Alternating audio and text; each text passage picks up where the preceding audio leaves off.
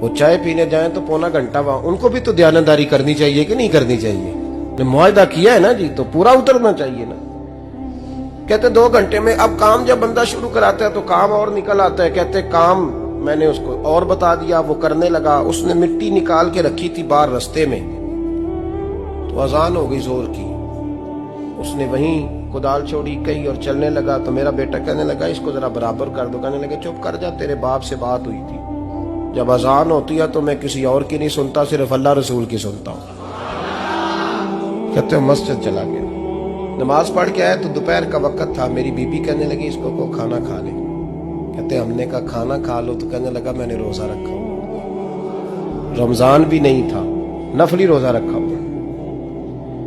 फरमाते हैं शाम हुई, मैंने 3 दिनार दिए। तो मैंने कहा तेरा नाम क्या है? कहने लगा मैंने आपसे कहा था मैं किसी सवाल का जवाब नहीं दूंगा।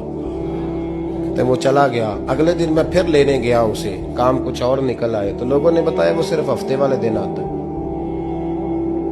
मैंने कहा क्यों? कहने लगे जी वो कहता है मेरा हफ्ते का खर्चा 3 दिनार है, जब 3 दिनार कमा लेता हूं तो बाकी सारा टाइम अल्लाह रसूल की जिक्र में गुजार दिया करता हूं।